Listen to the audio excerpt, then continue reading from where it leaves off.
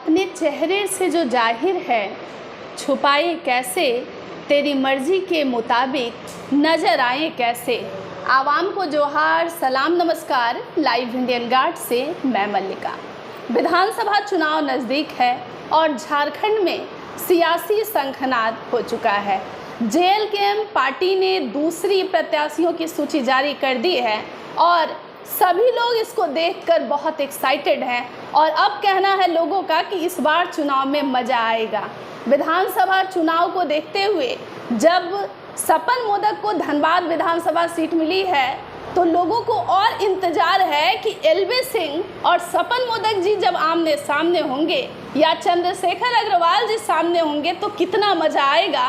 इस जो एक्साइटमेंट है उसको हम इस तरीके से देख सकते हैं कि चुनाव जो है वो हमारे जीवन के हिस्से में शामिल है। लोग जो है कुछ इसे एंजॉय करते हैं तो कुछ को लगता है जो इसमें गया वही डूब गया। लेकिन इस बार जेएलकेएम की नैया कैसे पार लगेगी, सवाल यही है। टाइगर जयराम महतो जो हैं उनके चेहरे को आप सभी जानते हैं। हमारे चैनल पर कई ऐसे प्रोग्राम सभा में वो आपको दिख भी गए हैं। उसके बाद आप लोगों ने कमेंट भी किया कि इस पार्टी के बारे में बताइए, दिखाइए। एक नेता है जेएलकेएम से जुड़े हुए, उनसे जानना चाहूँगी इस बार क्या कुछ बदलने वाला है। बहुत स्वागत है सर। बहुत बहुत धन्यवाद। क्या नाम है आपका? मेरा नाम मोहम्मद सलाउद्दीन हुआ और मैं धनबाद जिला का महासचिव हूँ। संगठन की सारी जिम्मेदारी मेरे ही कंधे पर रहती है। तो महासचिव है तो आपसे तो सवाल भी दमदार पूछना होगा। एकदम बिल्कुल, आप स्वतंत्र है और आपको और आपके सारे व्यूअर्स को सबसे पहले मैं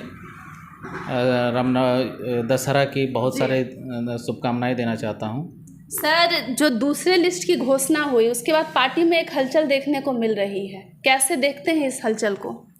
देखिए, एक परिवार होता है और परिवार में अनेक लोग रहते हैं और परिवार में कुछ छोटी बड़ी बातें होती रहती है। ये बहुत बड़ी बात नहीं है जी। बहुत से दावेदार थे, उनमें से जिन्हें पार्टी और पार्टी अध्यक्ष को बेहतर लगा उन्हें पार्टी जिम्मेदारी दी है प्रत्याशी के रूप में जी। तो ऐसे में कुछ लोगों का मनमुटाव है, उनके लिए हमारे समन्वय समिति बनी हुई है और कोऑर्डिनेशन किया जा रहा है और ये जो भी आपको देखने में मिल रहा है वो 1-2 दिन में ख़त्म हो जाएगी। बेस जैसे सिंदरी सीट को लेकर जो घमासान है, कुछ लोग जो हैं जो कुश महतो जी के समर्थक हैं उनका ये कहना है कि उन्होंने धरातल पर बहुत काम किया है। उनकी तुलना में उषा देवी जी जो हैं उनका काम जो है वो उतना अच्छा नहीं रहा है। कैसे देखते हैं, अगर कुश महतो को वहाँ से टिकट मिलता तो पार्टी में क्या परेशानी आ जाती? देखिए, ऐसा कोई बात नहीं है। पार्टी के धरातल पर सबों ने काम किया है जी। आज जिन्हें प्रत्याशी बनाया गया है उनके भी कामों को अनदेखा नहीं किया जा सकता है। वो भी हमेशा क्षेत्र में बनी हुई थी और क्षेत्र में आप लोग उनके वीडियोज़ भी देख सकते हैं, उन्होंने भी काम किए हैं। हाँ, कुछ भाई जो थे हमारे युवा मोर्चा के केंद्रीय अध्यक्ष हैं, पार्टी ने उन्हें जिम्मेदारी बहुत बड़ी पोस्ट के लिए दी हुई थी। इस कारण से उनका कार्यक्षेत्र बड़ा था और युवाओं के साथ उन्होंने अच्छा कोऑर्डिनेशन करके क्षेत्र में काम कर रहे थे। अब बात रही आला कमान को, जो बेहतर लगा, जो परिपक्व लगा, उनको मौका मिला है जी। उषा देवी जी के जी रिजवान जी चाहते थे कि वो टुंडी या बगोदर से लड़ें, लेकिन अब गांडे से है, वो तैयारी में जुट गए हैं और उम्मीद है कि वो फतह करेंगे। कैसे देखते हैं, गांडे की जनता जो है क्या उनको स्वीकार करेगी? देखिए, रिजवान जी हमारे पार्टी के एक बहुत ही प्रबल नेता हैं और प्रखर वक्ता है। नो डाउट आप लोग सबों ने उनकी बातों को सुना है और उनका मुकाबला एक तरह से बोला जाए तो अभी जो पालनहार है जिनको बोला जाता है, उन्हीं के हाथों में जेएमएम पार्टी है, सरकार चलती है, कल्पना सोरेन जी। उनके साथ डायरेक्ट अगर हमें किसी प्रत्याशी का ज़रूरत था तो उनके लिए हमें वैसे ही प्रखर और प्रबल नेता चाहिए था। इसलिए पार्टी ने रिजवान भाई को बतौर सीएम कैंडिडेट के अपोनेंट में उतारा है। सर, जो लोग सियासत को बहुत बारीकी से नहीं समझते हैं उनके अंदर आपके पार्टी को लेकर एक रोष है कि ये जो सीट चेंज का जो ये आप लोगों ने किया है कि टाइगर जयराम है तो डुमरी चले जाएंगे अपने दोस्त की जगह पर, अपने दोस्त को टुंडी भेज दे रहे हैं। टुंडी में काम किया रिजवान जी ने और वो चले गए गांडे, तो जनता जो है नए नेता के साथ एडजस्ट करेगी? देखिए, पहला बात है कि यहाँ पे फेस वैल्यू का कोई मैटर नहीं है जी। हमारी मुद्दे हैं हमारा आज आप लोग जानते हैं कि JLKM एक जनबल की राजनीति करता है, धनबल की राजनीति नहीं करता है।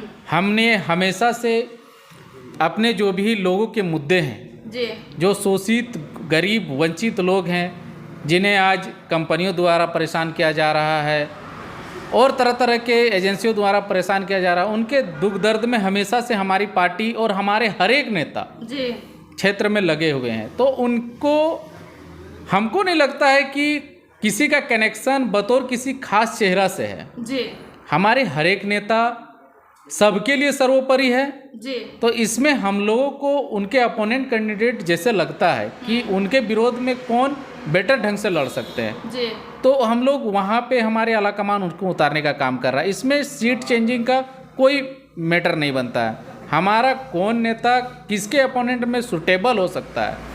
जैसे अभी रिजवान भाई हम बोले कि उनको कल्पना सोरेन के विपक्ष में किनको उतारना बेटर होता था, जी, तो हमारे जो भी जनता है, झारखंड की जनता आज उन लोग बहुत करीब से देख रहे हैं कि हमें इस शोषण से अगर कोई मुक्ति दिला सकता है, जी, हमें झारखंडी होने का अधिकार कोई दिला सकता है 24 साल में, तो JLKM पार्टी है। जी, वो सिर्फ हमारे प्रत्याशी को देख रहे हैं, ना कि किसी विशेष चेहरा को देखना चाहती है। इसलिए हम लोग कहीं भी किसी को भी अगर शिफ्ट कर रहे हैं तो इसमें हमारे क्षेत्र के जनता को कोई आपत्ति नहीं है। धनबाद विधानसभा को लेकर के कहा जा रहा है कि सपन मोदक जी को इसलिए टिकट दिया गया है कि वो पैसे से मजबूत हैं, व्यवसायी रह चुके हैं और लोग यही कह रहे हैं कि हम तो उनको जानते भी नहीं थे, किसी और को मिलना चाहिए। ये इतनी नाराजगी को आप लोग कैसे दूर करेंगे? देखिए, एक बात है, जहाँ तक सपंदा का बात है और पैसा मैटर, अगर पैसा वाला होता है कि धनबल के लिए हम लोग करते हैं तो उसमें से यहाँ और भी कई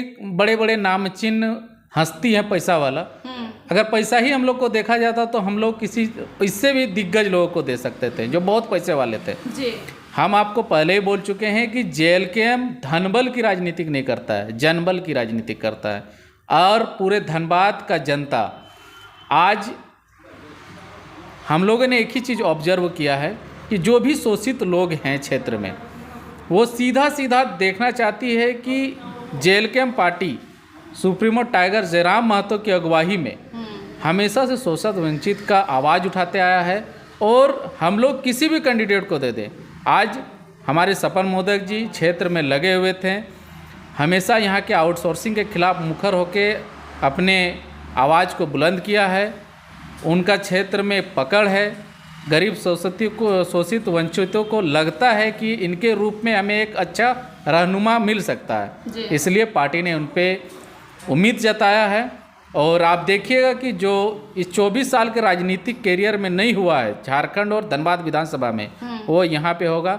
यहाँ पे आज तक सिर्फ धनबाद की जनता ने कांग्रेस और JMM को एब्जॉर्ब किया है। इस बार आप लोग देखिएगा कि JLKM पार्टी यहाँ से एक मजबूत सीट, जिसको उन लोगों ने अपना एक तरह से उसको पुश्तैनी बोल सकते हैं, पुश्तैनी मान के चला था, उनके हलक से निकालेंगे इस बार हम लोग। जी सर, एक चीज़ बताइएगा, सोशल मीडिया जो है उसमें टाइगर जयराम महतो बहुत पॉपुलर हैं। कुछ लोगों का कहना है कि जैसे ही टाइगर जयराम महतो के सामने कैमरा आ जाता है उनके अंदर का एक्टर जाग जाता है, कभी बोतल पटक देते हैं तो कभी तेवर में आ जाते हैं, यहाँ तक कि अगर वो माड़ भात भी खा रहे हैं तो कैमरे को देखकर खा रहे हैं। कैसे देखते हैं इसको? देखिए मैडम, जो भी ये बात बोल रहे हैं जी, जब तक आप धरातल में उतरिएगा नहीं ना, क्योंकि जितने भी नेता हैं हमारे सुप्रीमो ऑन द स्पॉट और ऑन द कैमरा काम करते हैं, उसको आप नेगेटिव में लीजिए या पॉजिटिव में लीजिए। हम लोग कहीं भी अगर किसी आउटसोर्सिंग में जाते हैं, किसी को मुआवजा दिलाने जाते हैं तो GM से भी वार्ता करते हैं तो ऑन कैमरा करते हैं। और पार्टियों के जैसा कि नहीं कि बाहर में आदमी धरना दे रहा है, उसका नेता अंदर गया, अंदर में डीलिंग हुआ, बाहर में आके कुछ समझा दिया, अपना जनता को चल गया। हम लोग को ऐसा नहीं है, हम लोग हमेशा जनता को छलने का काम नहीं किए हैं। हम लोग ऑन द स्पॉट और ऑन कैमरा जो भी बात करते हैं वो जनता भी सुने और पूरे जितने भी लोग देखने वाले हैं सोशल मीडिया को सब देखें कि हम लोग कोई भी चीज़ करते हैं तो वो नेट एंड क्लियर करते हैं। जनता का ही सवाल है कि अखलाक अंसारी जी जो हैं वो सपन मोदक जी को सपोर्ट करेंगे प्रचार में? लोकसभा में 80,000 जो है वोट मिला, क्यों नहीं करेंगे? नो डाउट इखलाक भाई ने यहाँ से 80,000 वोट मिला है उनको।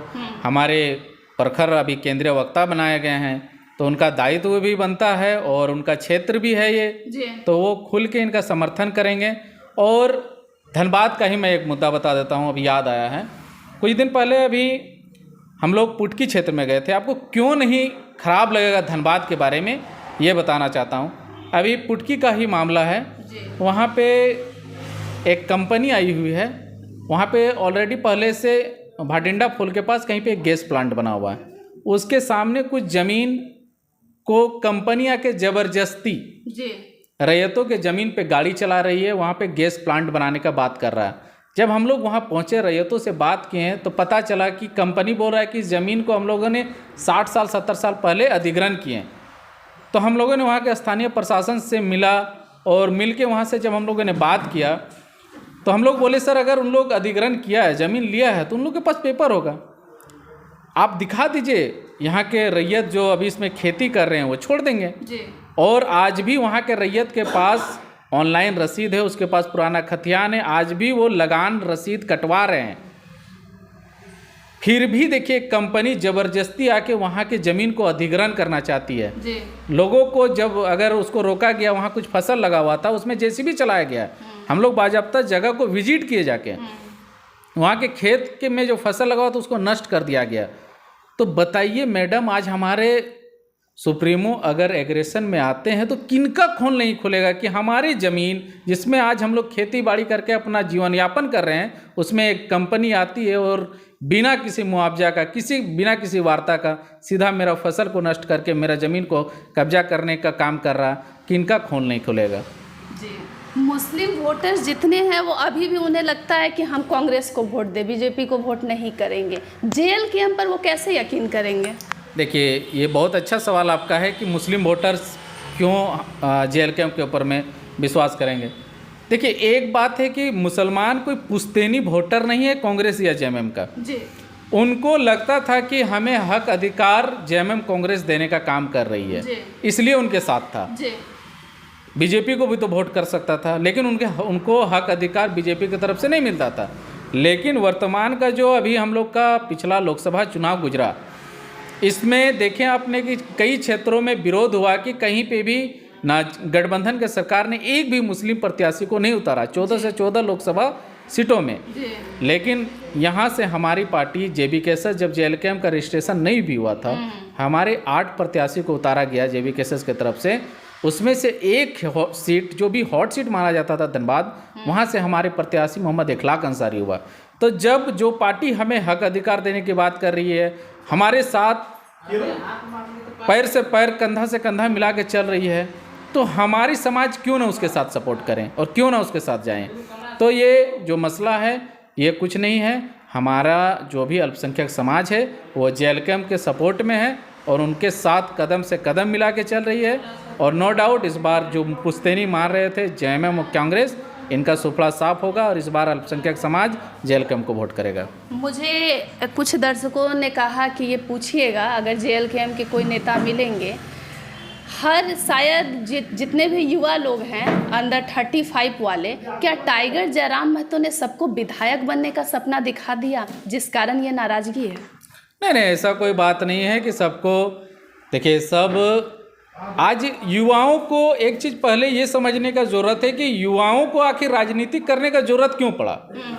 आज हम भी एक ग्रेजुएट हैं और ग्रेजुएट होके हमें इस उम्र में नौकरी का तलाश करना चाहिए था, हमें कुछ बेहतर बिजनेस करने का सोचना चाहिए था। इस उम्र में हमें अगर राजनीति करने का अगर शौक़ चढ़ा या हम कर रहे हैं, तो इसके पीछे ये है कि हमारे बाप दादा तो ठगे गए, आज हम भी ठगे गए और आज हम एक बीएससी ऑनर्स मैथ ऑनर्स करके आज बेरोजगार बैठे हुए हैं। जी। तो अगर इस तरह के सारे युवाओं को अगर छला गया है, तो क्यों ना उन्हें जो छल रहा है आज युवा मिलकर उसको छले पहले। जी। तो जब युवा इसीलिए जुड़े हैं कि यहाँ के लोग काफ़ी, यहाँ के युवा काफ़ी चले गए हैं। यहाँ के आप देख ही रहे हैं कि यहाँ के जो वैकेंसी जा रहे हैं उसमें ना कोई नीति है ना कोई नियम है। यहाँ से ना हमें एक परसेंटेज, एक आरक्षण के तहत हमें नौकरी दी जा रही है। यहाँ के नौकरियों में आपका 70% 80% तो बाहरी लोगों का दबदबा है, उनको मिल जा रहा है। चाहे वो खरीद बिक्री करके मिल जा रहा है, ऐसे मिल जा रहा है। तो फिर झारखंड बनने का फ़ायदा ही क्या है? क्या हमें बिहार राज्य में हमको जीने का अधिकार नहीं था? तो जब झारखंड बना तो फिर इनके बनने के पीछे जो रीजन्स थे, यहाँ जितने भी सुख सुविधाएं, यहाँ जो आरक्षण झारखंडियों को मिलना चाहिए था, कहीं ना कहीं उससे वंचित हैं हम लोग। और दिन ब दिन यहाँ नेता लोग हमको छलने का काम कर रहा है। इसलिए यहाँ के जो भी पुराने लोग कहते थे कि युवाओं को आई हेट पॉलिटिक्स, आज के युवाओं ने आई लव पॉलिटिक्स का नारा लगा लिया। इसलिए आपको युवाओं का रुझान राजनीति के तरफ देखने को मिल रहा है। और जिस दिन युवा राजनीति का रीढ़ का हड्डी होता है, आज सभी पार्टियां युवाओं को राजनीतिक में लेके आना चाहती है सिर्फ झंडा ढोने के लिए। लेकिन टाइगर जयराम महतो ही एक ऐसा शख्सियत है और ऐसा लीडर है जो यहाँ को युवाओं को आगे बढ़ा रहे हैं और उन्हें नेतृत्व क्षमता के साथ उन्हें विधानसभा भेजेंगे।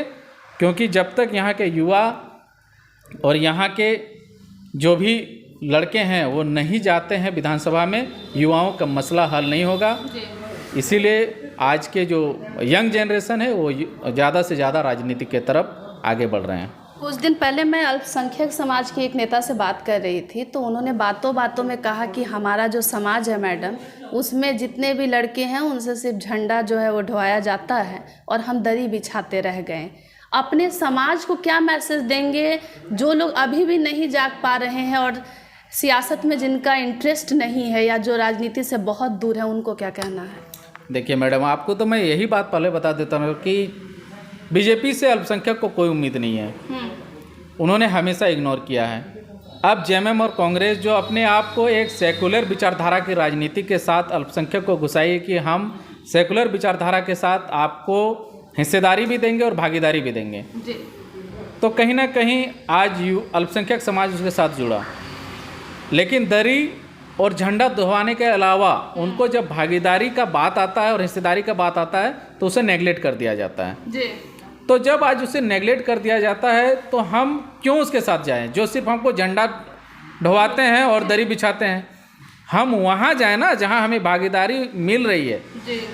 आपको जब देखें कि लोकसभा में हमारे प्रत्याशी इखलाक अंसारी को जेएलकेम ने दिया, तो हमें तो चाहिए कि भाई कि जो हमें हिस्सेदारी और भागीदारी दे रहा हम उनके साथ रहें। और रहा बात यहाँ मुद्दे की राजनीति होनी चाहिए, जातिगत राजनीति नहीं होनी चाहिए। यहाँ मुद्दा है कि अगर झारखंड बना है तो झारखंड का हक अधिकार कहाँ है। यहाँ धनबाद क्षेत्र से, जिस क्षेत्र से हम लोग आते हैं, यहाँ विस्थापन का मामला है। यहाँ पे विस्थापित आज लोगों को ज़मीन लेके यहाँ के कंपनियों द्वारा शोषित किया जा रहा है। मसला वो है, बात लोगों को यहाँ करना चाहिए। तब जब लास्ट में चुनाव का राजनीतिक आता है तो लोग यहाँ पे मंदिर मस्जिद के नाम पर, हिंदू मुसलमान के नाम पर लोगों को बांट देते हैं। यही आज तक के यहाँ का नेताओं का प्रोपोगेंडा ही रहा है। तो हम लोग चाहेंगे कि हम लोग जात पात धर्म की राजनीतिक से हट के सब जाति के भागीदारी को लेके, जैसे हमारे टाइगर सुप्रीमो ने कहा भी, जयराम महतो ने, आप लोग उस दिन के प्रेस कॉन्फ्रेंस में सुने कि हम लोग अल्पसंख्यक को उतना सीट देंगे जितना जेएमएम और कांग्रेस ने नहीं दिया है। तो हम लोग उस बात को आश्वस्त हैं कि जिन्होंने हमें पहले भी दे के रखा है और देगा। तो हम लोग अभी जाति पात का राजनीति कहीं नहीं कर रहे हैं। हम लोग एक ही मुद्दा, अगर आप झारखंडी है, झारखंड में आप रहते हैं, तो यहाँ के हक अधिकार, यहाँ के शोषित वंचित का बात होना चाहिए। धनबाद जैसे शहर में से हम लोग बिलोंग करते हैं। आप यहाँ से बड़े बड़े नेता जो होर्डिंग बैनर लगा के चल रहा है, आप यहाँ के कभी क्यों ना मैडम, आप लोग जो यहाँ के सबसे बड़े सरकारी हॉस्पिटल है शहीद निर्मल महतो मेडिकल कॉलेज, आप कभी वहाँ जाइए और विजिट करिए, आपको पता चलेगा कि यहाँ इतना इतना पैसा, आप इस साल का जो हमने देखा कि जो डीएमएफटी फंड का पैसा है वो 3400 करोड़ रुपया है। वो 3400 करोड़ अगर झारखंड धनबाद शहर में जो खनिज संपदा का जो पैसा मिलता है रॉयल्टी के तौर पर धनबाद वासियों के लिए, अगर बताइए कि 3400 करोड़ अगर धनबाद के किसी एक इंफ्रास्ट्रक्चर में लगा दिया जाए तो कायाकल्प नहीं हो जाएगा। यहाँ तब क्या होता है कि यहाँ सांसद विधायक मिल के उस पैसों का बंदर बांट करते हैं, कहीं नाली में लगा दिए, कहीं गली में लगा दिए। जिस दिन वो पैसा अगर यहाँ कई एगो बड़ा हॉस्पिटल बना के, आज तक तो हम लोग देखते हैं कि सदर अस्पताल को एक हाईटेक हॉस्पिटल बनाने का आपका बना हुआ है, उसका प्रोजेक्ट बना के रखे हैं, लेकिन कब तक धरातल में उतरेगा?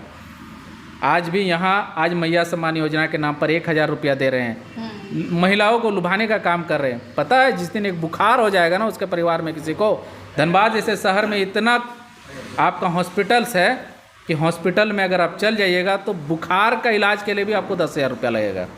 इतना यहाँ स्वास्थ्य में भी घोटाला चलता है। स्कूल का तो हाल ही देख लीजिए, आज बच्चों को लोग यहाँ सरकारी स्कूल में पढ़ाना नहीं चाहते हैं, इतना खराब व्यवस्था यहाँ का पढ़ाई में है।